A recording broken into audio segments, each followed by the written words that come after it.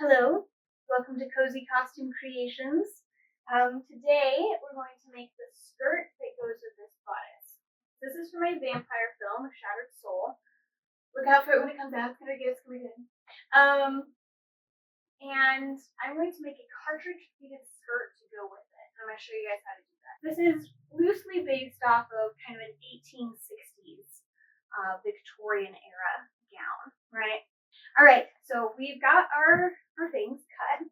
Next, what I'm going to do, because I'm using 2 layers, I want to put these together for the cartridge pleating part so that they're going to act like one piece of fabric. So I want the top of this. So I want my top piece that has the interfacing fused on. And I'm going to take this guy and I'm just going to zigzag these together. I could also serge them together. That would be fine, but I've already got some serging. And since this one doesn't need serging, a zigzag will be totally fine. So I'm only going to zigzag them together for about these 5 inches and then the whole top. The reason I'm doing that is because this part is going to be attached to the waistband. And then I'm going to want an opening. You have to leave an opening here. I usually do about 6 inches, but you can do like you can use some of your measurements to figure out how long your opening should be. Because you should also take a hip measurement, and that's like the widest part here. So if you have this circumference around here, you know that that's the largest part of your body. So that this opening, when it's totally open, this has to be enough for this to fit over that, right? If it's not, you're going to fit it here and that'll be fine, and then you won't be able to get it totally off, right? So this kind of opening that's going to be at the center back has to be wide enough that this on both sides plus this will fit over your butt. So that's how you get that measurement, right? So that's why you need 3 measurements total. You need your hip measurement, your waist measurement, and your outseam. And that's great. You don't necessarily usually need to do the hip because really like 6 inches is usually pretty good, because what that does is that gives you 12 inches, 6 inches here, 6 inches here. And that adds to that, and usually that's going to be sufficient. But it depends. You know, everybody's built a little different, so that's why taking measurement might be good, just to figure it out. Okay, so I'm going to serge those together. Anyway, so then I'm going to have that top part, which is going to be my folded over part, which is going to go just right now. I'm going to do my cartridge pleating, and which is going to go into the waistband. Then I need a little bit of a gap, about 6 inches, so that I can get in and out. Then the rest of it, I want to do a seam. If I were to attach these 2 together on the top and then all the way down the sides, then when I do my side seam, these are going to act like one and they're going to be put in together. And that just doesn't look as classy as if I have this attached to itself and then this attached to itself being on top. So that's why I only want to stitch up these 5 inches on top, is because I actually want this to act as a separate layer after I've done my cartridge pleats. So I want it to be a separate layer because it just looks prettier that way. That's why. And with that, I'm going to teach you guys how to do a French seam, which is how we seam sheer fabrics or lightweight fabrics. It's really beautiful seam that's finished on the inside and outside. And so that because it's a sheer fabric, you can look through and see. And instead of seeing a messy seam or serging, you see this beautiful, clean French seam. Mwah. So yeah, so that's the plan. Okay. So I chose a fabric that is really bougie and beautiful and nice, and is going to be really difficult to sew because I have all of these gems, these rhinestones, and then I have all these pearls. I need to remove the ones that are going to be in my seam allowance. So I've pretty much done that on my side seam, so I really have a pretty good open space. So I've already taken those guys out. And I wanted to remove about 1 inch from the side seam. I'm going to do a 5/8 of an inch seam allowance, but I want a little bit of extra space so that my presser foot can stitch along it, right? So I need a little extra space for my seam allowance. So I can use a beautiful fabric like this with all of these things on it, but I have to remove all of these gems and all of these beads before I can stitch it, right? Only the ones that are going to fall in spaces where I'm going to be sewing. So the top 5 inches, I'm going to be doing lots of sewing in. So I need to get rid of all of this, right? So I have my safety glasses, because you can see how these beads are attached. It's this bead, and then it has this kind of this 4-pronged clamp that then sticks into it and holds it in place. Yeah. So what I'm going to do now, I'm going to take these, and I love these for jewelry making, these curved pliers. They're so great. And they're also going to be really helpful here. So what I can do is I can kind of hold the base with them, and then I'm going to use some pliers that have the divots in it so I can actually like grab this really nicely, and I'm going to use that to help me pull these guys off. And then you can see what that piece is, right?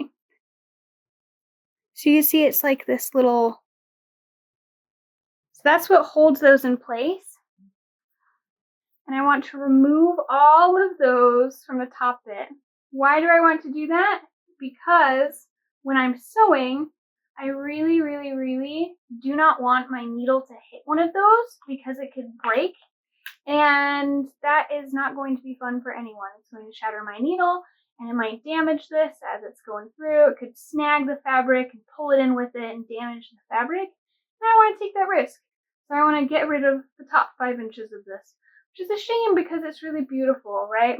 And this will take a long time, but it's a necessary step, right, for not shattering the needle.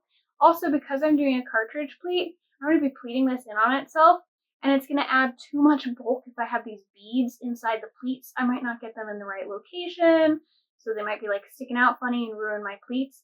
So for this one especially, I really want to take those out. So I'm going to do that. For these gems, they come off pretty easily if I just pull them. So those are pretty nice. They're just hot fixed gems, so they just have this like glue on top of them that is then heated up, and you can use a wand to then stick them back on. So if I want to, I could get some gems like this. I could order some, and I could use my hot fix wand to then reattach them afterwards if I go too far, or if I don't know, if I wanted to replace them after stitching. If I want to take them off to make my life easier now, and then if I wanted to put them back on, you could definitely do that. That is an option. But for now, I'm just going to be pulling these all off. And for me, I do save them. They're not much good at this point, but you never know. There are times when things fall off and you might want to just have a backup of the exact same thing. So I'll do that. I'll take this guy, clamp the bottom of it, boop, boop. And I'm going to take this guy, grab this, and then kind of twist it. And that takes that away. And then I can pull that out of this.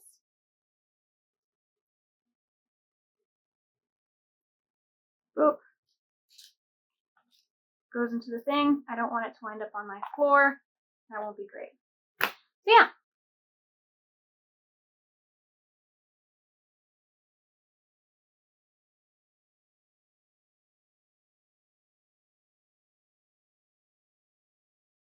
After an eternity of pulling off beads and rhinestones for almost 5 yards, we're ready for the next step. So, match these up. I'm going to start pinning.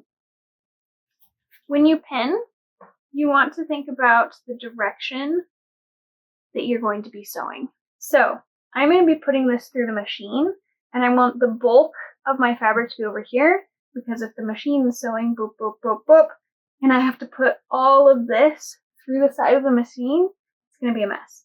So I want these to be easily grabbable either from this side or from this side. If I do it this way, I'm going to have to pull my pin the opposite direction of the sewing. So I always want it to be pointing towards the needle as I'm sewing, right? Either towards it this way. You can also pin this way. I think it depends on your project, which way you want to pin. But either way is correct as long as you've got the needles in a place where you can pull it out easily as you're sewing. Remember, every step of the way, you're thinking about the end product or, multiple steps ahead. That's why I want to think about how I'm going to sew this when I put my pins in so that it's going to be easier for me when I'm sewing. Alright, so now I'm going to zigzag these two together. And so I'm going to do a zigzag stitch, which on this machine is number 2. And it's got like a 3.5 and a 1.5. I like the 1.5 here. 3.5 is just a little bit not wide enough. I think I'm going to do a 4.1. Sounds pretty good. And that's just going to make it a little bit wider so it can be pretty close to the width of the serging that I already have there. So I'm going to do that. When you're sewing, you always want to grab your top and bottom threads and pull them to the side and hold them back while you're sewing. Otherwise, they can, get tangled up in here and you get bobbiner on the bottom, or you'll stitch through it and then it's just harder to chop off. So it's just cleaner, nicer if you hold your threads when you sew. Hold them back. Like that. So I'm going to start here, right where my interfacing starts. And you can see why I want to use all of this space for my fabric, and that's why I think about the direction that I'm pinning, right? I pin so that I can pull these out easily as I go, as opposed to if I had pinned this way, then when I get to here, I'd have to somehow pull over here, maybe grab some tweezers, it's just not nice, right? So I always want the ball to be facing towards me and the tip of the pin to point towards the needle. Either that, or again, you can do this way, but I would want this to be facing close to here so I can just grab it and put it in, right? You want to think about that when you're pinning so you don't have to repin and so that your sewing life will be easier. And then, the bulk of the garment goes over here because there's no way I'm fitting all of this through this tiny area, right? I want all of this to the side where I have space and not to go through this tiny, tiny space. So I always want to think about how sewing this is going to work when you're pinning so that you can make your life way easier. Alright, so I'm pulling my threads to the side. I'm going to come here, and pull this guy out. Another thing, don't sew over your pins. Just don't flip and do it. Some people will pin this way and then just stitch over your pins. You're way more likely to break your needle by doing that. And even if you don't break the needle, what you're going to do is you're going to bend your needle, right? This one is slightly bent. You're going to do a lot more than that to it, right? It's going to kind of bend. You're going to have a little chink there. And it's going to be bad for your needle because it's going to give it a bit of a barb. Because if it goes through lots of pins, first of all, you're going to have to be buying new pins all the time. And that's just such a waste. So don't do that. And and then you're going to have to be buying new needles all the time because you're going to be ruining the tip because it's hitting metal all the time. So don't sew over your pins. Rule number 2, okay? Don't do that. All right, here we go. And I'm going to back stitch just to set it real nicely.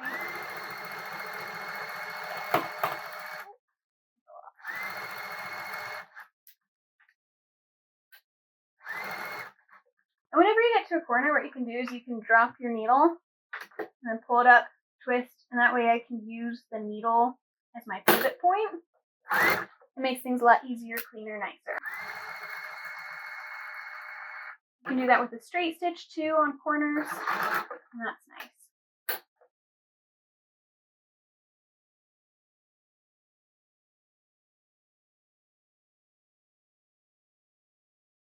Okay, next step. And of course, if you're only doing one layer of fabric, which is most typical, you would have skipped the other step of stitching these two together. So now let's do the next step that you would actually do. What I'm going to do is from this inside, the wrong side of the fabric, I'm going to draw 2 inches, a line 2 inches down from the very top. Right, so I got my 2-inch ruler, I've got my water-soluble pencil, which is the best, and I'm doing 2 inches because what I'm going to do is I'm going to do a 1-inch fold and I'm going to stitch that down. Then while I'm here, I'm also going to mark my next part because I want to do a 1-inch fold and then I want to stitch this down 2 inches. And if you're not going to do the interfacing, this is where you would draw the line for that as well. But because I did interfacing to make this all stiff, I can just line this up 1 inch with the edge of the interfacing. So I don't need to draw a second set of lines. But if you're going to skip interfacing, which you totally can, that is just I want these to have a little bit more shape and a little bit more stiffness to them. But if you're going to skip that step, you totally can. You want something that's just a little bit more just not going to stick out as far, then skip it, right? And just make sure that then, because I did 5 inches, you'd mark the 5 inches down, right? So yeah, so I'm just going to do 2 inches, mark that all the way down the fabric.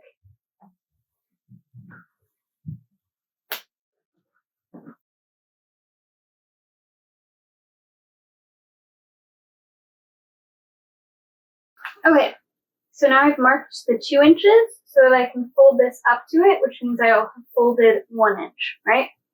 So because this is the direction it's going to go into the machine, I'm going to start here and then pin down the rest of it. This is going to be a little bit harder because this fabric is wanting to pull a lot. So I just need to make sure that I'm keeping it really flat as I pin. And yeah, I'm just going to pin this guy down. And then we're just going to do a straight stitch on that.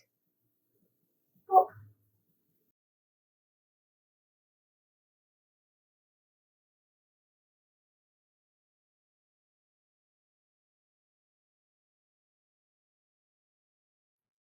Okay, so now we're going to stitch this guy up. And this is the cute little wardrobe that you get with your Bernina machines that have all the feet. And we're going to use this tool. So yeah, this is also why Berninas are the best. Like, look how cute this is. It's so great. Anyway, this is the one. What we're going to do is we want to stitch a straight line here. So I'm going to stitch a straight stitch. I can do just a normal stitch, which is like a 2.4, or I could go up to a 3, but I think I'm going to go just a little bit larger than that. So I think I'm going to go like a 3. And a 3 is usually what you use for like an ease stitching. But yeah, so I'm just going to have a longer stitch length. It'll make this go a little bit easier. And it'll make it a little bit less strong, but not horribly. It's just the high end of a normal stitch. Alright, so this guy, you have these little wheels on the back of your feet. So I've got my zipper foot right here. And it's got this little screw that can hold something in place. So there's like a little space for this guy to go through. What you can do is you can stick it in it, and then you can put it whatever length you want away, and then you screw it in place. And then as I'm sewing, you can just line up the edge of your fabric with that. So it's one way to get some really nice straight stitching and to keep your seam exactly where you want it to be. So I want to stitch this, but as you can see, the place that I want to stitch kind of like right in the middle here. But because this is 1 inch, I've got a gap between my 3/4 inch and my 1 inch where there's no line. And that's probably about where this would fall nicely. So what I'm going to do is I'm just going to stick this guy in here so that we can have about 7/8 of an inch is about where we're stitching. So I'm going to do that. I'm going to maybe move it over just a tiny bit. I like a little bit closer, something like that. So then I just make sure that this fabric, the edge of the fabric, just lines up against this guy, and I'm going to have smooth sailing, straight stitching the whole time. Again, I'm going to hold my threads back. I can pull out this first needle now, and then we back stitch to set our stitch because we can't do knots. This machine does do a knot actually, but you know, habits. So then I just stitch this guy down. And just keep that edge even with that. It's a beautiful guide. I'll just make this a little bit nicer.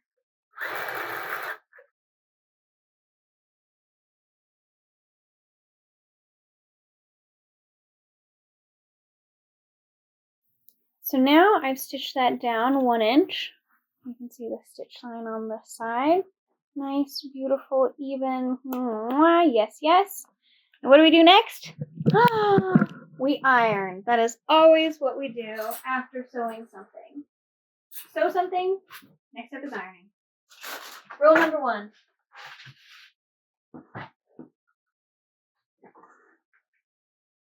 Awesome. So now I'm going to fold it over another 2 inches, and that'll give me a nice clean double folded edge, because a single fold you still see the raw edge or the serged edge, and so the double fold gives you just a nice beautiful fold there. It's much cleaner. So I'm folding it over another 2 inches, and I'm going to pin it, and then I'm going to stitch it. Also, my apologies. I realized that in this video I have said needle instead of pin a few times, so my bad. Not what I meant. Sorry about that.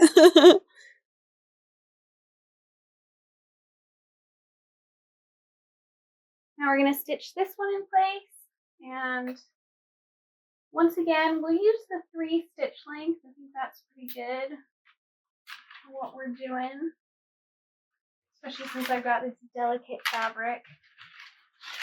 All right, and because this is 2 inches, it goes past the throat plate, which has the markings. So I'm going to move this to guide me. I think somewhere about here is going to be good.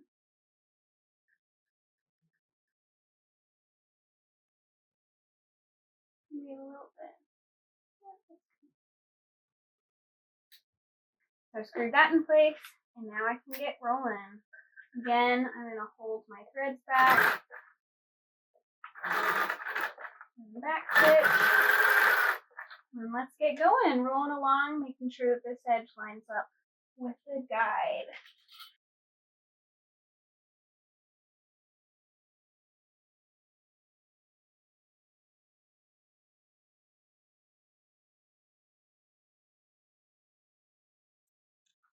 Our beautiful top 2 inches that we've stitched down. So what's the next step? Iron! So that's what we're going to do. Okay, so now we've got this nice top band, and you can see just by looking at this that it's stiffer up on top, and that's because the interfacing, and also because we've got a 1 inch layer here and then a 2 inch fold over. So this is a lot thicker and stiffer on top than down here where it's much more pliable, not as stiff, right?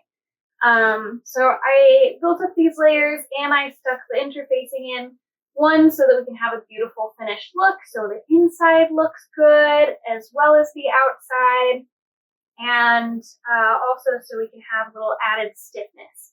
So this is where the hand sewing part happens of the cartridge pleat. So this is where we're making the actual cartridge pleats. Lots of cartridge pleats on period garments, it depends on the period. For something like 1860s that I'm doing, they'll typically be like 1/2 inch or like 1/4 inch. Some of the like Elizabethan, I've seen a lot larger cartridge pleats. And if you check out the blue dress that I made for this film, that one has like 1 inch, maybe even 2 inch, I don't remember. But they're much larger cartridge pleats. For this, because it is inspired by an 1860s, I want to go a little bit smaller than that. So I'm going to do about a 1/2 inch cartridge pleat. So you can kind of look at it, you can kind of fold your fabric and see what you want. But I think that's pretty much what I want. I think I want something a little bit more in that area. So I'm going to flip it over because we always mark things on the wrong side of the fabric, right? So that we don't have to see it. And if your markings don't come out, that's okay. No one will know. So that's the goal, right? All right, so what I'm going to do, because I've decided on 1/2 inch in between, I know that 1/2 inch has to be, it is the spacing that I'm doing. Whatever spacing you do between your stitches, that's the width of your cartridge pleat. So what I'm going to do is I'm going to decide how far down I want to do the stitches and then how far apart I'm going to do them. Because what this is 2 lines of a very large stitch that is going to hold us together. Because what we're doing is we're kind of pleating it up this way. So we're just running 2 lines of threads to keep that in place. It's pretty easy. So if I want a 1/2 inch, whoop, I've got to have something go from 1/2 inch from here to here with a 1/2 inch, right? Yeah, I think I want to go down 1/2 inch. So what I could do is just mark a nice straight line for this part. And I'm using pink, so it might be a little bit hard for you to see. But that's good for me for future, is I want to use something that's going to blend in a little bit more. So that, again, if this doesn't actually come out, which it will because it's a water-soluble pencil, these things are the best, so it's going to come out. But if it wouldn't or didn't, then I have something that is close to the color of the fabric so that it wouldn't be a big problem, right? So I don't want to use my blue pencil on this because that would really stick out. And if it stains, that'd be a problem. Like getting pigment on it would be good, right? So I'm going to do down a 1/2 inch. And then my second line of stitching, I want to be pretty close to the bottom here, but not too close. So I think I'm going to do a 1/2 inch from that bottom line. And that looks like that's going to be 1.5 inches. It should be 1.5 inches from the top layer. So I'm going to measure from the top just so it's totally consistent, just in case my stitching was off anywhere. So I'm going to do 1/2 inch and 1.5. So I'm going to mark those the whole way down. And then I want 1/2 inch, or not 1/2 inch, sorry, 5/8 of an inch for my seam allowance on this edge. I think I actually want to give myself a little bit more room for also some turnip cloth. So I'm just going to leave a whole inch over here. And that's where I'm going to start. So that's going to be my first guy. After that, I'm going to mark a 1/2 inch here. And then 1/2 inch in between every single one of these lines. So this way, I have a 1/2 inch down from here and 1.5 inches down from here. This way, I have every 1/2 inch. The intersection of those 2 lines, that's where my stitches will be. I hope that makes sense. I'm going to mark this and we'll see what that's like.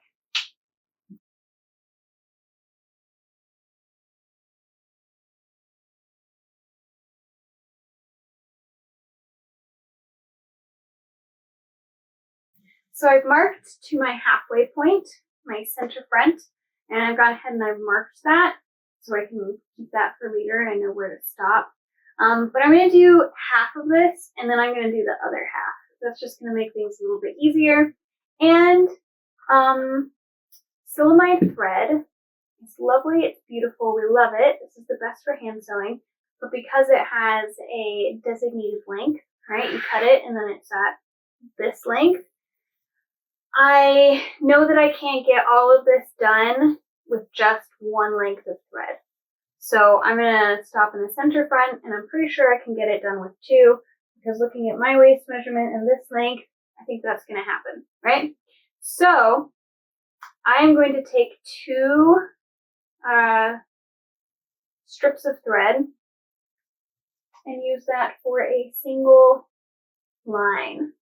This is going to keep the length. Usually if you want your thread to be longer, you'll just double it up, right? A single thread, double it, and then you tie at the bottom. But here I really want the length. So to preserve that, I'm not going to double up my thread. I will instead grab 2 pieces. And, well, I guess I should thread these one at a time. Yeah, give it one go. Come on. Yeah, there we go.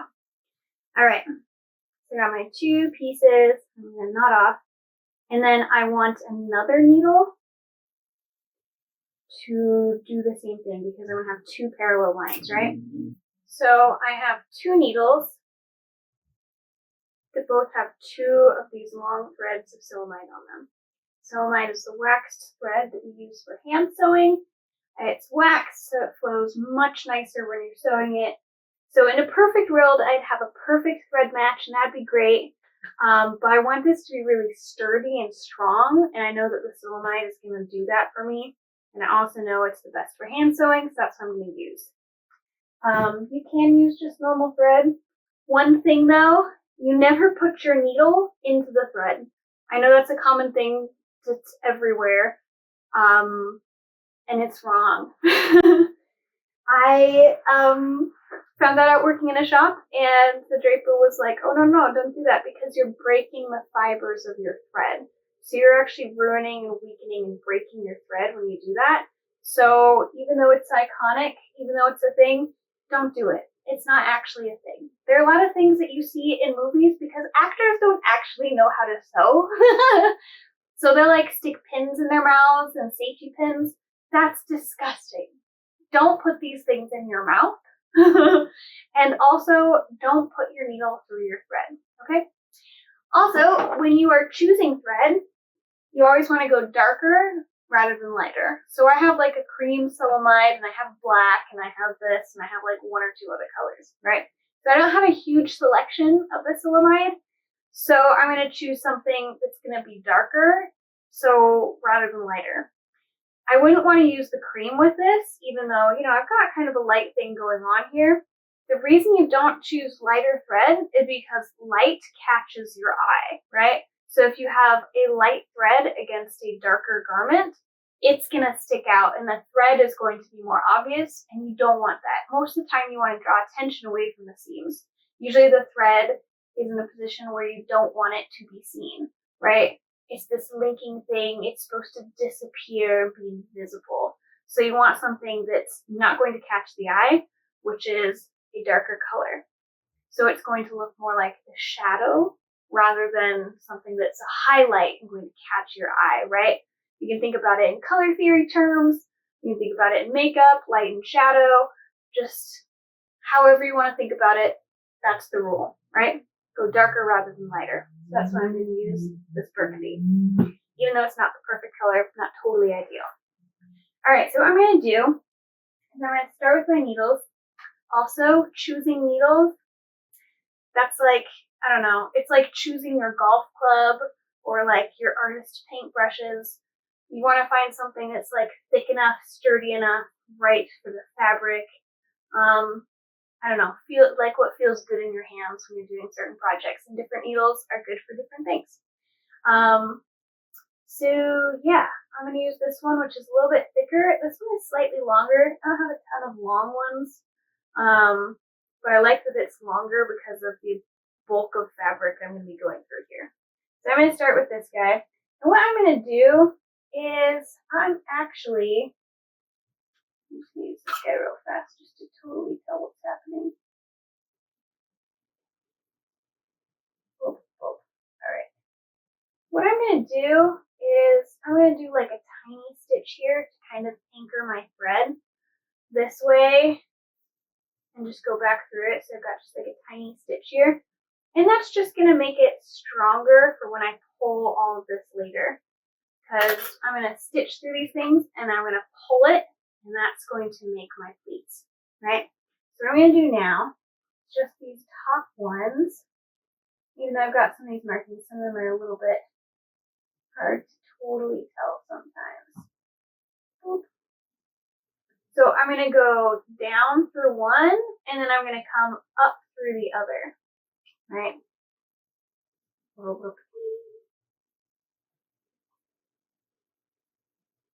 Down, up. So I'm going down through this one. I'm going to go up through the next.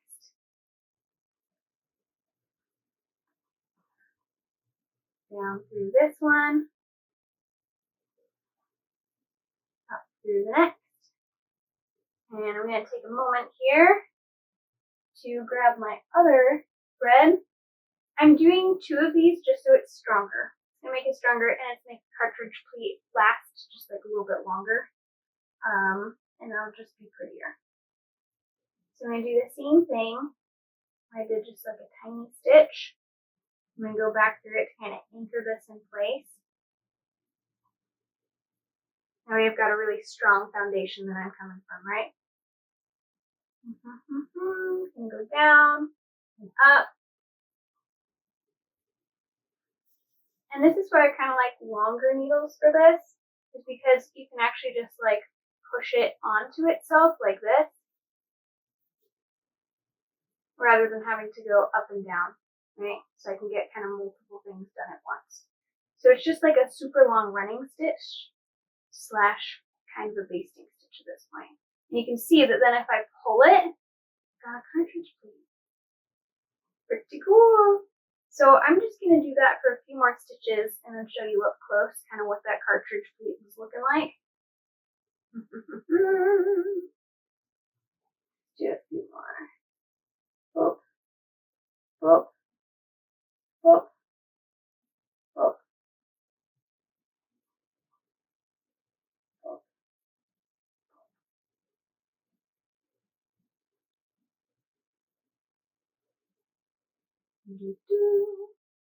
Now this is a place where I stick things in my mouth a lot. I will stick my thread in my mouth a lot. That's the thing, because it's a good holding place. So that's a time when I will. But like actual needles that other people, especially in a shop, other people use these also. They use your pins, they use the safety pins, they drop them on the floor, they pick them up. You don't want this in your mouth. That's disgusting. So yeah, don't be sticking too much stuff in your mouth. I stick my thread in my mouth a lot because you have to get the ends anyway. And then there are other times when it's just easier to do that. So that's threads allowed in mouth. Needles, pins, absolutely not. Don't do it. So I have 2 lines of very, very large running stitches, right? And all I gotta do is pull these. And that's how I wind up with a cartridge pleat. Just need to make sure it pulls in a really nice, straight, beautiful way. So I just pull these. Boop, boop, boop, boop. I go from this, pull it, and now go from this to this. Boop, boop, boop, boop, boop. So that's how we get a really beautiful, lovely cartridge pleat. So I'm going to do that for the whole rest of the garment. And then once we're done with that, we're going to attach it to the waistband. Okay? Doop, doop, doop, doop.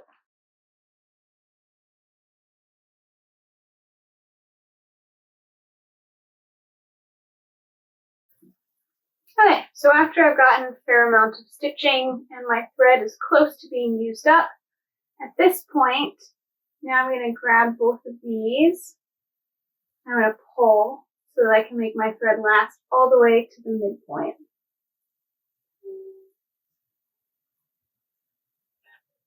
To center front. Alright, so got a good grip. These are well anchored over here because of those little stitches that I did. Now what I'm going to do is carefully, I don't want to pull too much, I might break my thread, right? Pretty carefully spread and pull, right? And for now, I can pleat it up as much as possible so that I have more thread to help me make it a further distance, right? So for now, I have this pretty closely pleated just by a little bit of pulling. Pretty great. So now I'm going to keep going.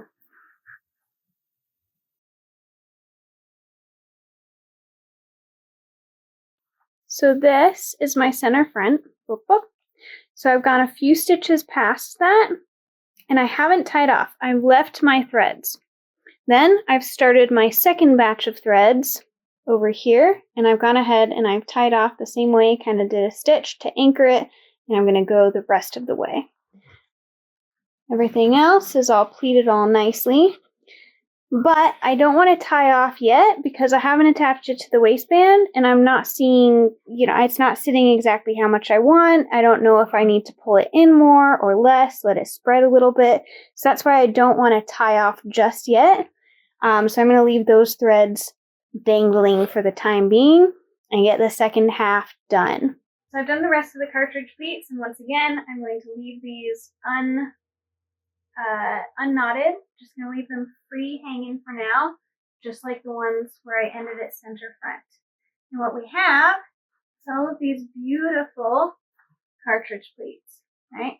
So on the outside, this is what we're getting. This, let me show you up close, kind of where we're at right now before we tie things off and make things a little bit more permanent. The next step is to attach the waistband. We'll do that tomorrow. Our next step, now that we've done these cartridge pleats, is to attach the waistband.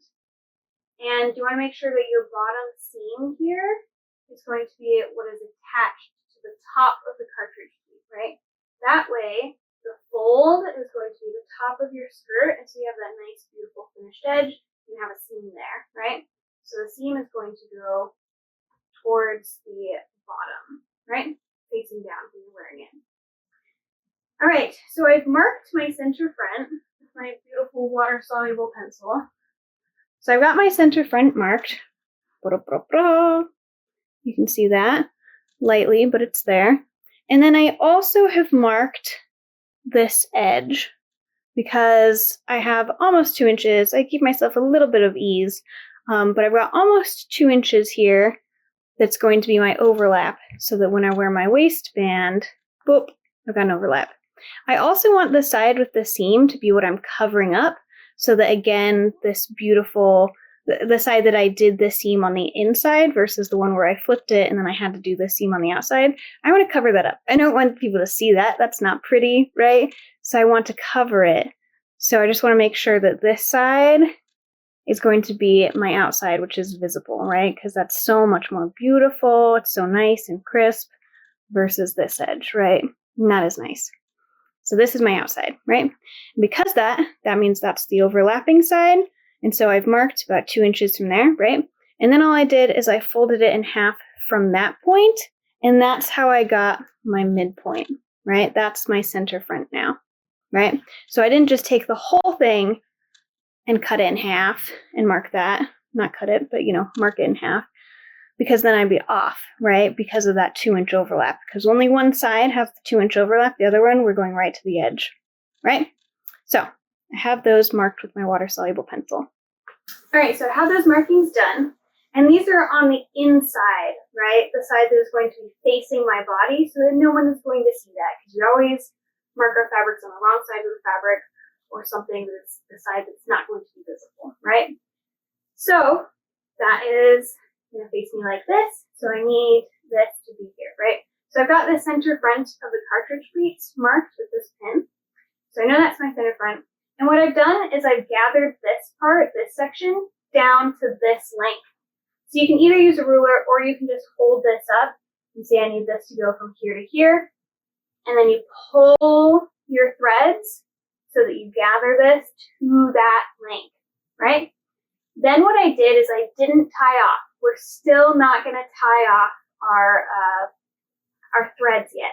The reason that we're not tying off our threads is because this bottom thread eventually is going to want to splay out a little bit extra. So if I pull it right now, it's going to be my waist measurement. But after your waist, surprise, you have hips. You get a little bit bigger, right? So it needs to have space to kind of splay out. So I'm pulling it tight for right now while I'm stitching it, but eventually I'm going to want it to splay out a little bit more, and I'm not going to tie that off until I have it on and I know exactly how much it's all kind of sitting around, right? So that I'm not going to know until I put it on, probably with the crinoline, so I can see exactly how much it spreads out, and then I can tie it off. So we don't want to tie it off, we still want to pull it tight, and we want to anchor it so that it's not going to go anywhere. So what you do is, I haven't done this side, so I'm going to show you that side. What you're going to do is you're going to grab a pin and you're going to stick it in right next to where those threads are, and you're going to make a figure 8 wrapping the threads around that. That makes it so that the threads don't like tangle up on each other, and you can easily pull them out later so you can use them. And you're also not tying them off, which is great because if we tie them off, things we talked about before, right? All right, so you can see on this end, I've anchored my threads with that figure 8, and it's really bulky because there's a lot of threads there, right? You can see I can pull it, and it's not going to unravel my threads, really, right? It can move the tension a little bit, but it's not coming undone, right? So it's anchored there, it's really secure, it's nice, it's going to hold things in place, but I can still use these threads for later. These are a little bit more even, right? These are sitting a little bit nicer because I pulled them a little bit tighter. These ones, I have places where maybe there's like more space between some pleats, and then some of them are really squished together. So when I sew this on, I want to make sure that my distance between each pleat stays consistent. So I've counted how many pleats there are for each half of this, and it should be the same because you have your center front, right? So it should be the same. It might be off by like 1 pleat. It shouldn't be off by more because if it is, you did something wrong, right? So I have 59 pleats on this side and 59 on this side, and then one that sits exactly in the middle. So I have 59 pleats, and I know that my halfway point I measured, and it's 14 3/8 of an inch. So that's the distance from here to here. That's also the distance I gathered this down to, right? So I know how many pleats, and I know this length. So I divide the number of pleats by the distance, and that gives me how much space I can have for each pleat. And that way I can sew them on at a consistent amount. For me, that's about 1/4 of an inch. It's slightly less. So I'm going to go just maybe like a teeny bit less than 1/4 of an inch, but kind of stay pretty 1/4 of an inch. It's like 0.24 inches. So I'm just going to kind of round up and kind of squish things a little bit, because if I round up the whole way, I might have like a pleat or 2 left over, so I need to like squish it a little bit, right? But basically, I want to do that so I can have a consistent distance between each pleat, so that I don't have points where like I have all these pleats over here just as I'm sewing, and then I have a gapping, right? I don't want gaps. I want everything to be even and consistent. So that's how you do that. You do a little bit of math. So I know that I need to, what we're going to do is we're going to whip stitch this on. And I've got that distance. And what you could do is I could take my ruler and I could sit here and I could mark every 1/4 inch on this and then stitch everything to that. All right, so I'm just going to go ahead and mark the distances. And I'm just marking every 1/4 inch.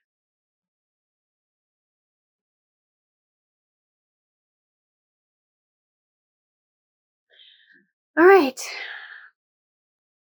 So I've got that marked, and I know that I need 1 pleat at every line, right? And this will keep them a nice equal distance apart. All right, so I've got my other side here. I've got my threads, I've got my waistband, and I need to gather all of this into this space between this line and this one, right? So I'm going to pull my threads. I can smoosh this down. And I'm going to hold it up against it. So I've got my center front is right here. So I know that that needs to go right there. And I can kind of move this into where it's sitting right. And that is so flippin' close. I might loosen it just a tiny bit, but it should sit about there. Now I'm going to just scoot this out so I can get it totally flat and make sure that's totally right. Yeah. I think I do need it a little bit tighter.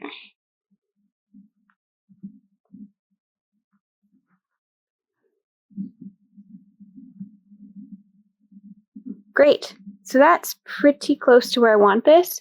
So what I'm going to do with these threads, let's not pull them too tight. Great. So that's pretty much where I want them, right there. So I'm going to bring these up, and I'm going to stick a pin right here, right close to where those stitches are. And then I'm going to grab this thread And I'm going to make a figure 8 around this. I'm doing this kind of upside down from what I'd usually do, but you know, camera's in the way, it's a thing. I wanted to face you. So I'm just making a figure 8 around the pin.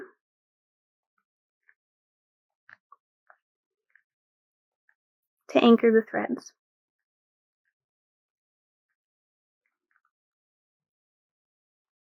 And there is a lot of thread.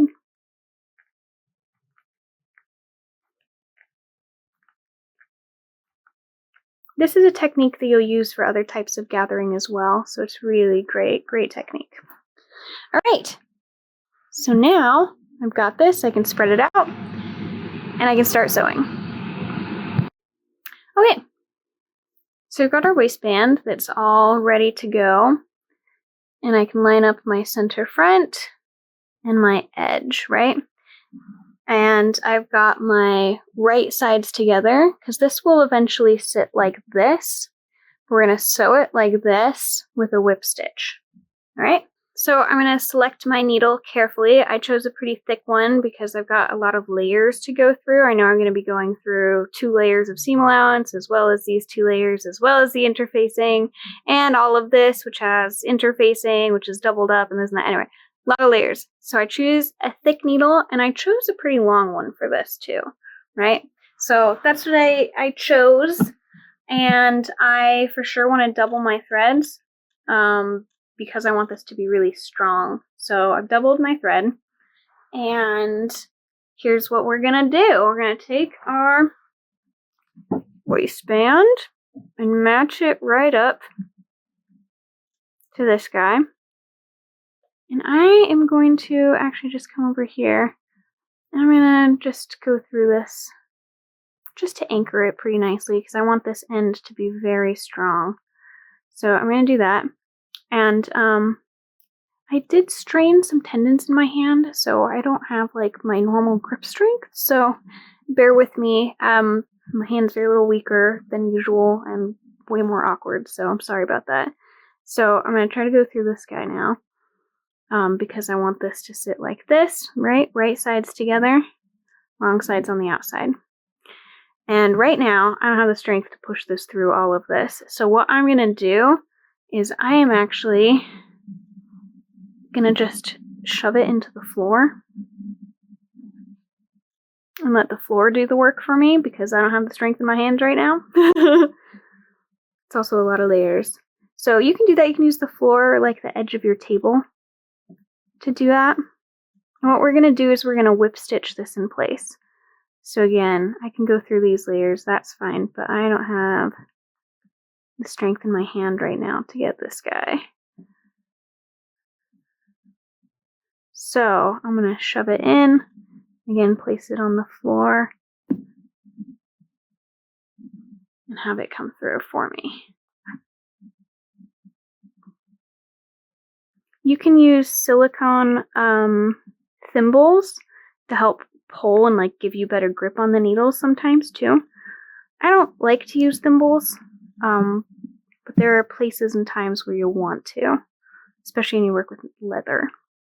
All right, so what I'm going to do now is I'm just going to do a whip stitch for the rest of this.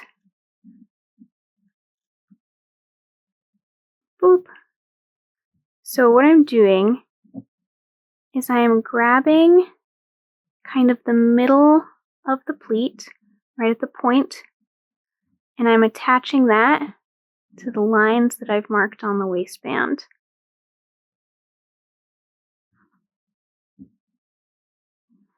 And you can see it's wanting to spread out a little bit, and that's exactly why we want to mark it, so that we can have a nice, beautiful, equal distance between each of them, so that we don't have that happening.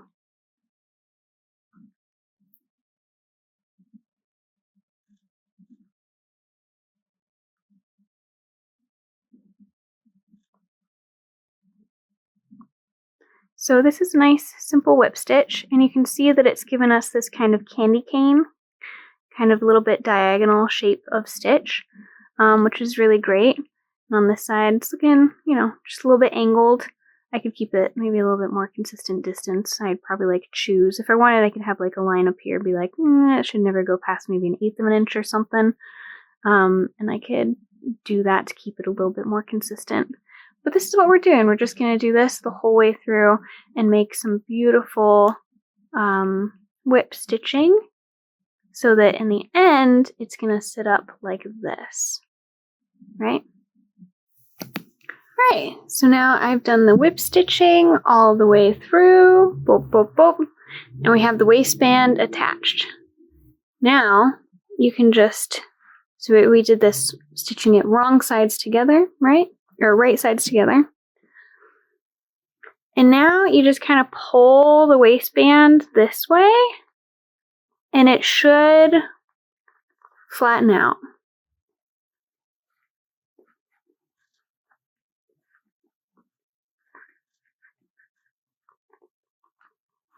And now this is attached like this, right? As a beautiful waistband. And we stitched it to the top versus the bottom of this, because then we would see these sticking out. We want to hide that and just get the pleat, right? So we kind of pull it. Now I've got our waistband. So all we have to do now is do our side seams and our hem. Let's do it.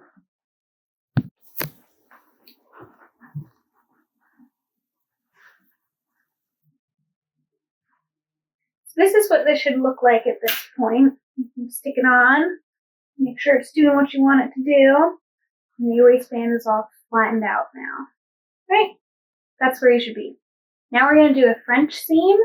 So we're going to do the outside seam first, just because it's harder and we've got a little bit of a, it'll just be easier to do first before the inside one is done. So we're going to start with that, and then we'll do the yellow, which is just a normal seam. So French seam, and then a normal seam, and then we'll do a hem. All right, we're going to do a French seam now. So what I did is I measured 6 inches down from the top. And that way I can have an opening so I can actually get in and out of the garment, which is something to think about all of the time, because a lot of designers don't think about that. They design whatever, and then you're like, how do you get in and out? And they're like, So always think about that. Always be like, this is a functional garment. Someone has to put it on, right?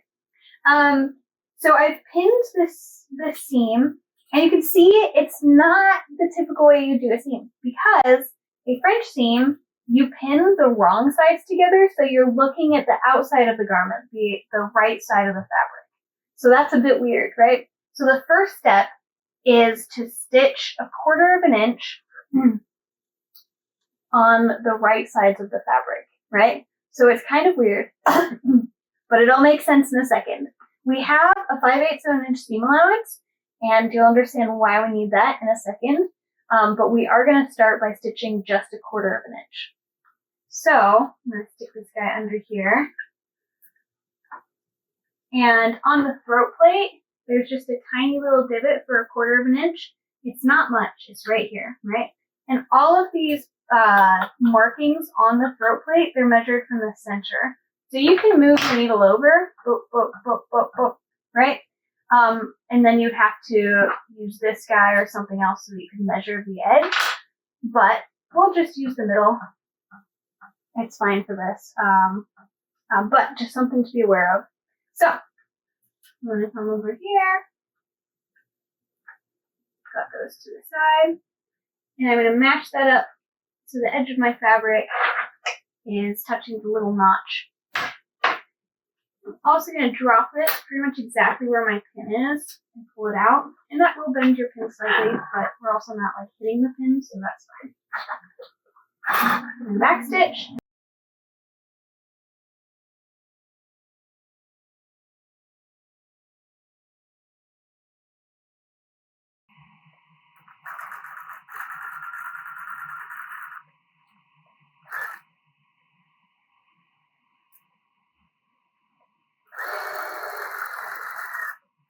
All right, so I've stitched this, and then I ironed it because rule number 1, sewing is half ironing, right? All right, so now I've got 1/4 of an inch seam here, You can see that. And what you're going to do now is you're going to cut it down. So I've got my fabric scissors. So I'm going to very carefully cut this down to 1/8 of an inch. You don't want to sew it at 1/8 of an inch because especially with a fabric like this, the machine is going to eat it. And that's why we always sew it 1/4 and then cut down to 1/8. So I'm just going to trim this seam down, chop this guy down to 1/8 of an inch.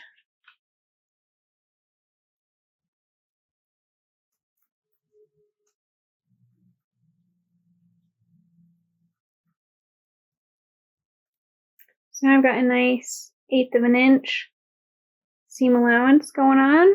Boop. You can see that. It's very thin, right? It should be quite small. All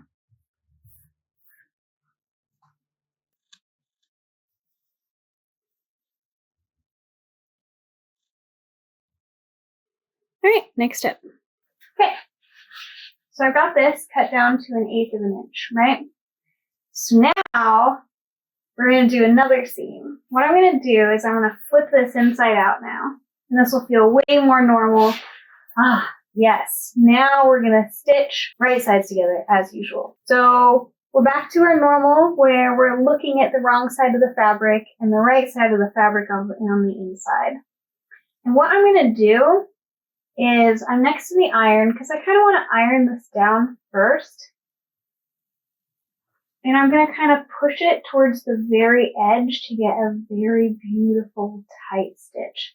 So I'm kind of going to push this so that the stitching line, that line of stitching, is at the very edge, the exact middle. It's going to look perfect, right?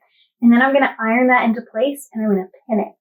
Then I'm going to stitch it at 1/4 of an inch. So let me show you up close. All right.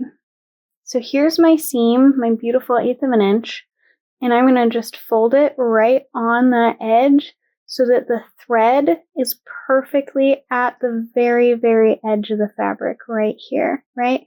That's what I want. And then I'm going to iron that in place.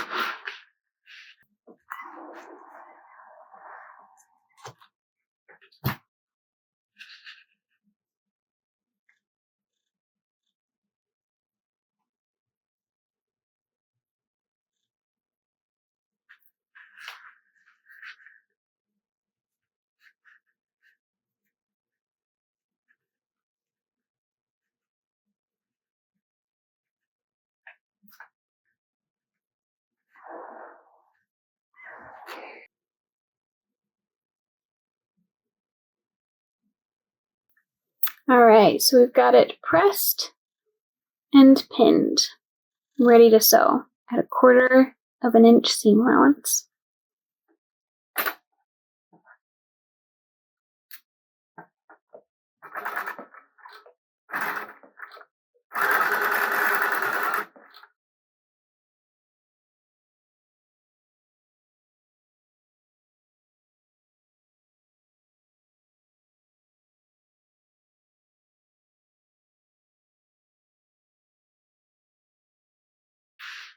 All right. So now you see how we have these beautiful 1/4 inch seam where the frayed edge is inside and it's totally encased, right? So it's totally closed off. It's beautiful. It's nice. It's crisp. Take your time. Make it meticulous. Yes, yes. So now we're going to iron this guy.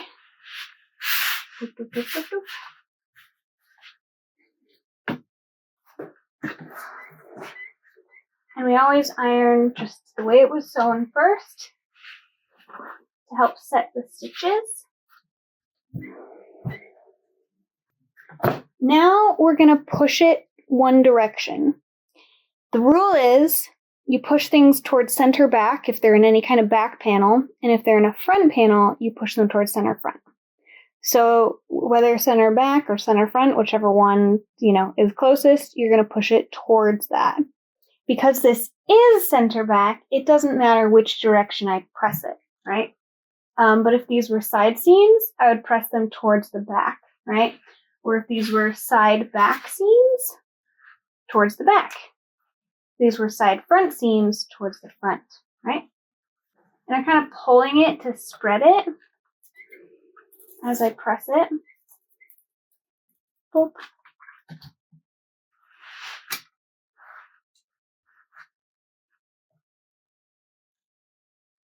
Press, press. All right, so it's pressed, and you see this is the inside of the garment, and so on the inside we have this beautiful little finished little tab sticking up. And now we're going to turn it back inside out, outside out, outside out. We've got a beautiful seam here, and it's nice because from the opposite side, the actual outside of the garment, I can look through and I see this nice, beautiful, finished, crisp edge. So this is why we use this on sheer fabrics, because you can see the seams. So we want them to be beautiful and encased. And it's also really good for a lightweight fabric like this. It helps to kind of strengthen the seam. So yeah, this is what we use for sheer fabrics and lightweight fabrics. The French seam. Beautiful. Now if you want, you can also press it from this side. And I do just because that's going to make it look just a little bit crisper, nicer, cleaner. So let's see, which way was it pressed? That way?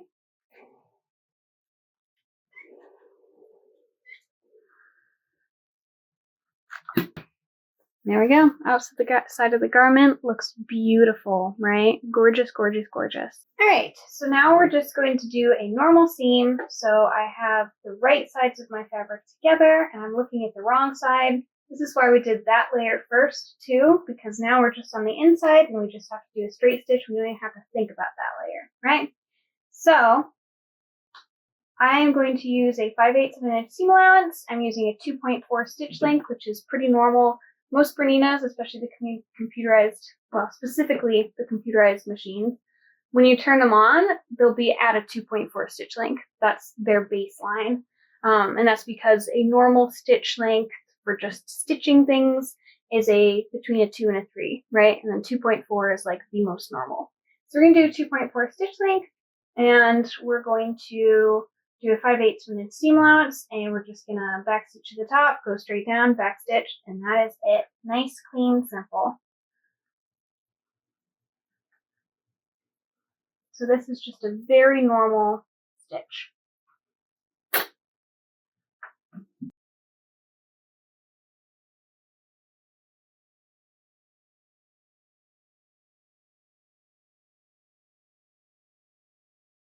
So we have a beautiful, nice 5/8 of an inch seam allowance, right? And what do?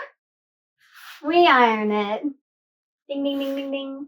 So first, I iron it the way it was sewn to set the stitches, and then we're going to press it open. And now I can grab my sleeve board again. You can also just use the ironing board, but since I have this, I'm going to use it. And I'm going to slide this across. And then I'm going to open up my seam and press it open.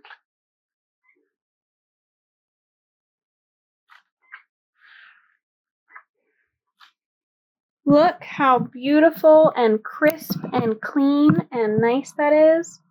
That is gorgeous. So we press our seams open for a few reasons. One of them is it reduces bulk. So if I have this over here, now I have a much bulkier seam. This, I'm spreading the bulk between these two sides, so it's not as bulky. So that's nice, that's clean, it's great. There are a few other reasons. Reducing bulk is probably the biggest one. It also just makes your seam just a little bit cleaner looking. So there you go. Okay, so we're at this point, and things are way too long, right? We have our extra inches that we've added. So things are looking pretty good up here. We gotta do the hem next. So in this case, you want to do the first step first, and then you want to mark your hem from there, trying on the shoes that you're going to be wearing with them, And if you've got a crinoline or something that goes underneath, make sure that you're wearing that as well. And then with all the other pieces, you're going to try everything on together so that when you mark the hem, it is the actual hem. Because everything can change that, right? Once you might mark the hem here where you're not wearing any heels, and then you're wearing them, you've just changed it, right? So make sure that you wear everything when you mark the hem, right? All right, so yeah, do the first step of this, and then the second step, mark your hem, make sure it's accurate, and then do it. I'm just gonna do a 1-inch hem for the time being, which means I mark 2 inches, right? So I'm gonna mark this, the 2 inches, and then we're gonna fold up and stitch down the 1 just with a straight stitch. Okay? Okay. So we're gonna stitch down just this 1-inch edge. And whenever you have a seam, you want to fold on the seam. That's where we're going to start and we're going to end. You always start and end at a seam. You don't want to start and end in the middle of somewhere. This kind of disguises your stitching. It's a great place to do your back stitching, so we like to do that there. The other thing we like to do is to have your pin go exactly through the seam on either end. Boop. Exactly through, and then back through. And this will keep it straight so it lays just a little bit flatter and a little bit nicer, right? So if we have it going exactly through the seam, then it's lined up perfectly, and that's what we want, right? So we want this beautiful, perfect alignment when you pin this way, right? So any kind of seam, try to do this if you possibly can. It just makes everything look just a little bit cleaner, right? All right, once again, I pulled out my guide and I've put it at about 7/8 of an inch. That's pretty good. I've got my threads that I'm holding. And once again, just like we did the top, I'm going to stitch this down at 1 inch. 1 inch up. All right, and I'm going to start at my seam, and then grab my threads, pull out my pin. And I'm trying to stitch just kind of in the serging, kind of around where the middle stitch is, maybe just a little bit over.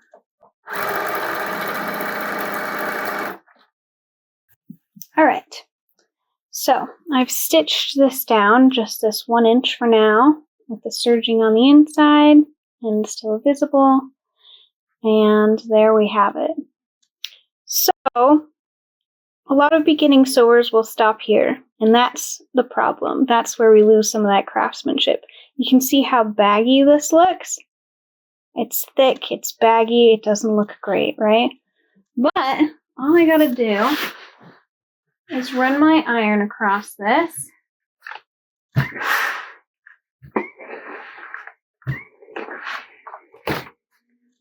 And what was once baggy and unfinished now looks crisp and flat. Look at that. Just the difference that ironing makes, right? So clean, so crisp. It looks so much better than this. Let's look at them side by side, right? An iron edge and an unironed one, right? You can just feel and see the crispness. Let's see if I can turn it. There you go. Right? Massive difference. So I'm going to iron that. All right, so after completing this bottom, we're not going to do the hem yet because we want to try it on and make sure it fits. So we're going to use some skirt hook and bars to as the closure for this. So you can think about the closure that you want. If you're doing a modern garment, you could put in a zipper, you could do a lap zipper, or you could do an invisible zipper. Those would work totally fine here. It'd be great. I am making a period piece, of course, so zippers weren't invented at this point, and so I'm not going to use one. At this point, they didn't really use these skirt hooks and bars either. A button would probably be much more period. However, if I stick a button here, I've got probably like one large button, or I could do like two small buttons. But if I put buttons there, it's going to build up bulk, right? And I don't want that kind of bulk with this period gown that I've got. It's just going to add too much here. So I don't want to add too much bulk. So instead, I'm going to use these skirt hooks, and I'm going to stick them on the inside here and here. And I'm going to sew the hooks in first, and then I'm going to kind of see where the bars need to sit, and then stitch them in second. So I'll show you how to do that.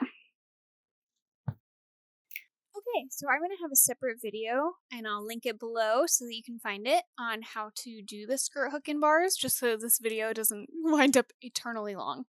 So I'm going to have a video on how to do that, as well as one on how to sew on snaps. So go ahead and watch those if you want to know. If not, keep watching this one. Here we go. All right, so now it is time to try it on. And we can do two things while we do that. We can mark the hem, and we can also kind of see where the cartridge pleats are sitting, and if we need to splay things out more, and we can kind of work with those threads now. So first thing, I'm going to put on these shoes. And I strained my Achilles tendon a few months ago, so this is a little more difficult than it probably ought to be. But I'm going to step into these, and then I've got my understructure. Well, and I could step into it, but I chose to go this route. All right, I've got this guy. Boop, boop.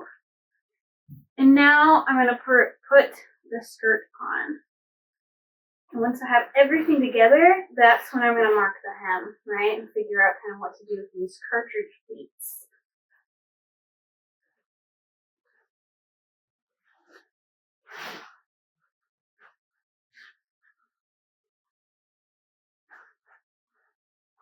Now, we'll put this guy on. And, of course, I'd want to have somebody sit there and hem it for me. But I'm looking at maybe like 3 or 4 inches is kind of where that's sitting. So yeah, having the right understructure shows me you can see it goes out a lot more. I'll do this again without the understructure, and you'll see it kind of sits flatter, and so then it won't have the right length because it'll be longer looking than if I have the right structure underneath. So it's really important when you're fitting garments to make sure you have all the pieces, right? I worked at a theater that wanted to do some period gowns, and they wanted to fit those, and we did mock-ups, and we did them without them having the understructures, which is not how that should go because they didn't have them in yet, and they're like, do these fittings. And I was like, that's not really how that works, but whatever. So things aren't going to fit right if you don't have the right thing underneath. And I think this is a great example of that.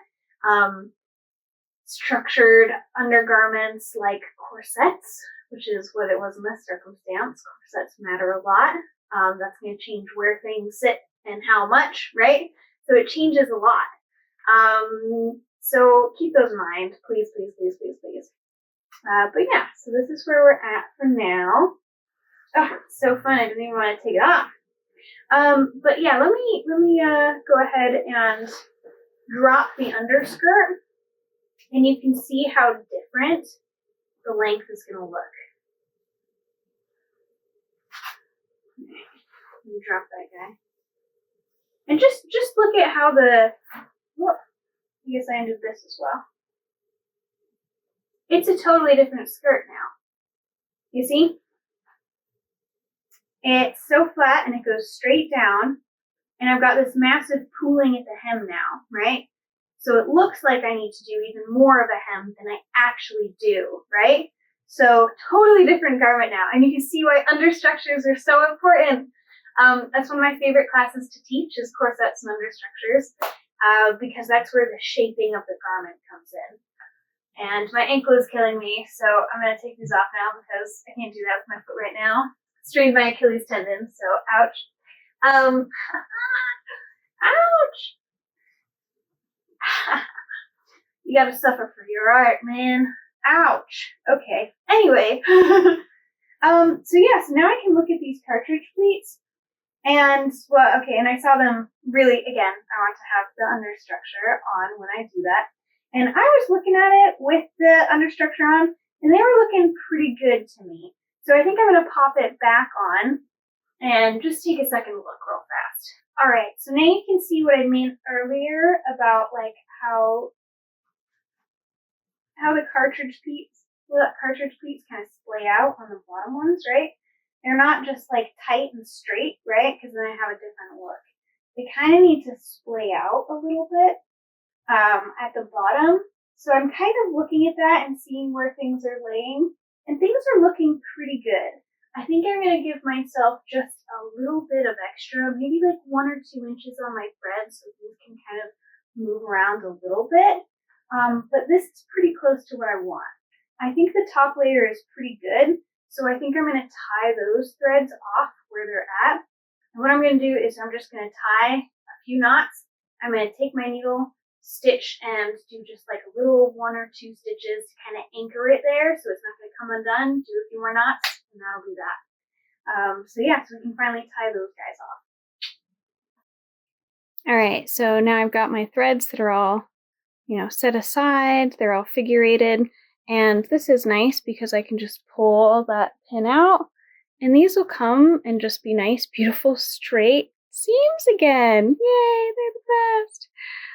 And what I'm going to do is, because I wanted, something splaying out a little bit more at the bottom, so I'm actually going to loosen it up and give it probably maybe 1.5 inches for this one, 1.5 inches on the other side. Right, so I'm going to give it a little bit extra, and I'm going to tie off right there, right? So I'm going to pull this a little bit, and I've got a needle, and for this, it kind of doesn't matter what needle I have. This one's it's kind of whatever. So I'm just going to rethread my needle.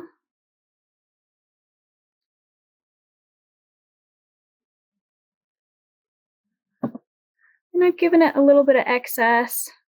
Maybe I'll give it just like a touch more, right? I can just pull this here. And what I'm going to do is, I think instead of knotting off right away, I think I will actually just do just a tiny little stitch. Let me bring that into focus. So I'm just going to do a tiny little stitch. And while I do that, I'm going to go through that thread so that it creates a knot there. Whoop. So I've got a tiny little knot.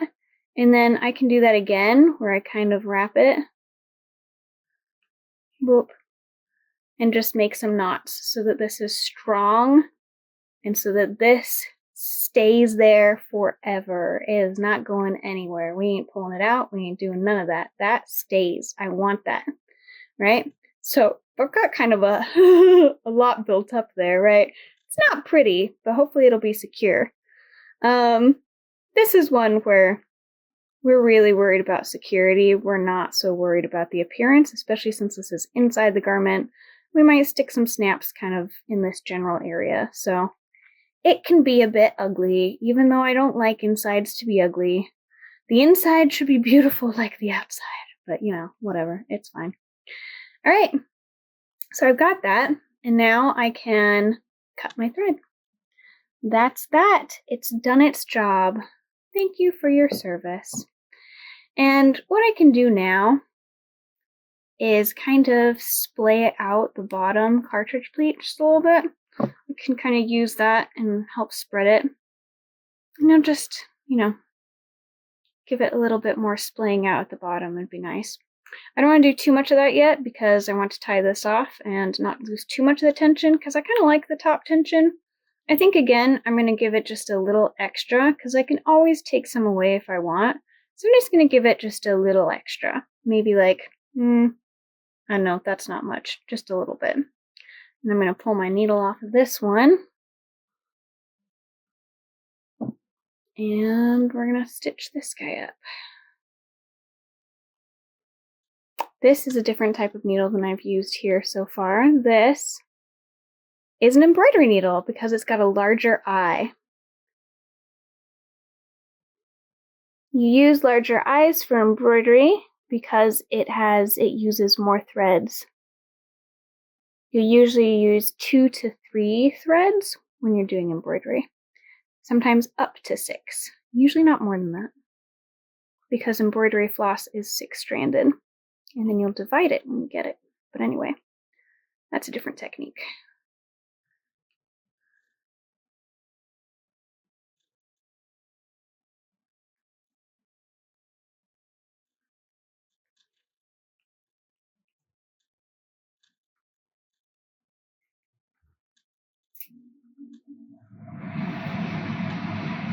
Ta-da!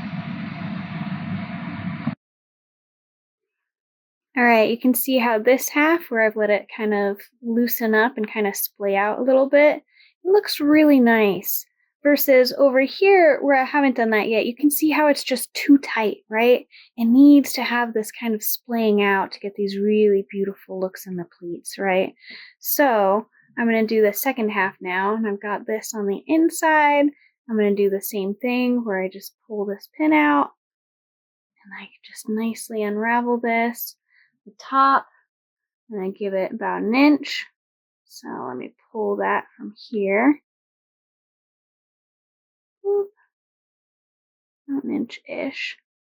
And then the bottom, about an inch and a half, maybe like 2 inches-ish. Right? Pretty similar to what I did over there. And I'm going to grab my needle.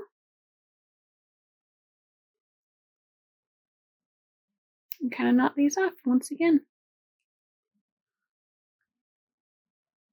Perfect. Clip. Probably could have cut a little closer. Cut just a little closer, make it prettier. There you go. Now, I'm going to flip it, and I can kind of splay these out just a little bit more, give them that breathing room, and the pleats will look just a little bit nicer. Yeah, just that bit of breathing room makes it look great.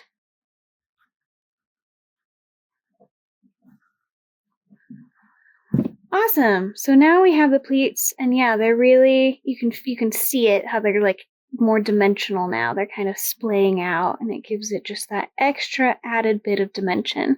So that's why we wait until later, until we've tried it on, to do this step, so we can kind of get some more splaying happening, and we can get the right amount.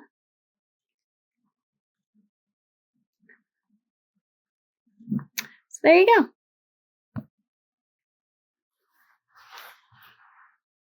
All right, so I'm going to teach you how to do a hem by machine, a blind hem, with just a normal sewing machine. You don't have to have a blind hemmer.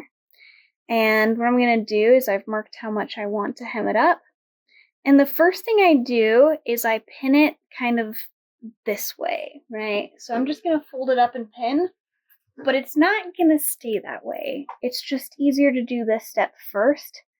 But what we're going to do, so I'm going to kind of pin it where it needs to go. And then we're going to kind of push it back, and we're actually going to stitch here to here, which is super weird and kind of confusing, but don't worry about it. We'll get there. But this is one of those circumstances, the direction that you pin, I think it changes for pretty much everything. This is one where I want to pin this way, because I can just pin it nice and flat this way, and then I can leave my pin in for the second step when I flip it over. If I pin this way, then for the flipping step, I've got that stuck underneath, and it's just going to be, it's going to get in my way. I'd have to take it out, right? So I have to pin twice if I pin this way, but if I pin this way, I can get away with just pinning once, which is pretty cool. So I don't know, some people have their different methodologies of like, you have to pin this way and you have to pin this way. I think it depends. It depends on the moment, right? And this is one of those circumstances where I'm gonna have a pin go this way. All right, so we're gonna do our hem now. So this is the part my students get confused at. I've pinned it this way, right? I've just pinned it up. Now I'm just gonna turn it like this. And that's how we're going to stitch. And I know this is confusing, but once you do it, it'll all make sense. We're going to use the number 9 stitch on this, the blind hem. And I'm actually going to make the stitch length a little bit longer too, because I want more distance in between these stitches, just so I have fewer stitches and they'll be less visible. So this is the stitch. It's a straight stitch and then a single zigzag. It goes in just one point and comes back, straight stitch, right? So what's going to happen is we're going to do a straight stitch along here, whoop, and then that single bit is going to grab this section. So I'm going to stick this under the machine now, like this. Let me just pull my threads back, make sure I have enough of them. And align right at my side seam. Boop. And again, I'm going to make sure that my straight stitching happens on this part and that the zigzag only happens on, well, it grabs this part, right? Just for a tiny moment. So if you want, you can repin at this point. All right, so watch what's going to happen. So I got a bit of a straight stitch, back stitch, all right, and then this one. So I'm actually going to change the width of this as well. Whoop. And I'm going to make it wider so that it goes past the center point, so that I can kind of line this up just with the center of my, the center notch of the foot. And then this will go past that to grab, right? So it'll go just one notch past. So I'm going to go ahead and do that now. So now we have this, which it's just these straight stitches, and then it comes, hooks a little bit, and then comes and is straight. So it's straight on this overlapping part, right? And we just have the hook on here. So on the opposite side, what we're going to get is just these straight stitches, right? And they look funny right now because it hasn't been ironed. But if I pull it, this is the outside, you can kind of pull it, and it's going to start looking a lot nicer and a lot flatter. So I'm going to iron this. I'm going to start from my seam, because that's the best place to do things. And this is one where I'm not going to press it the way it was stitched, just because that's it's going to make it look funny if I do. So instead, I'm going to go from the outside, and I'm going to press this and kind of pull this out. And then we'll just get a really nice, beautiful looking hem in the end. Right? So let's iron it.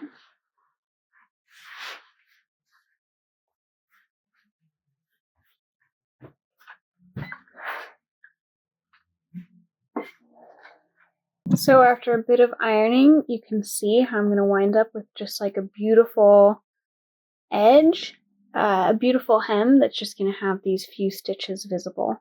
And it saves a lot of time because doing this by hand would just be a whole lot. So there you go. New technique. Blind hem. Alright, so in a perfect world, this is how your hem kind of ends up looking. You just got this flat thing with just these tiny little stitches sticking out, right? Boop. And of course we iron it to get that look. And while we do that, we also iron the bottom, right? So that the bottom edge looks really great. Alright, so the final step on this cartridge pleated skirt is we're going to add some snaps in between here, because otherwise you're just going to have this opening, and that's not really lovely. You can get away with it on stage pretty frequently, because it just closed up pretty naturally, so if it's stage, you can get away with it, but again, I'm making this for a film. I don't think I'm going to get away with that. So, as I mentioned earlier, I'm going to show you how to do snaps in a different video, so that would be the final step here. So check that out for the final step. Thanks. Alright, so here we have our finished cartridge pleated skirt. I hope you had fun. I hope you learned something. And yeah, I hope it was good. So here it is. Do the whole twirl. It's got great movement. Front and back, all the things. So there we go. Yeah, I hope you had fun. I hope it was good. And I hope you keep sewing, and I hope to see you on the next video. And also, when my film, A Shattered Soul, comes out, please watch it and look for all my beautiful costumes.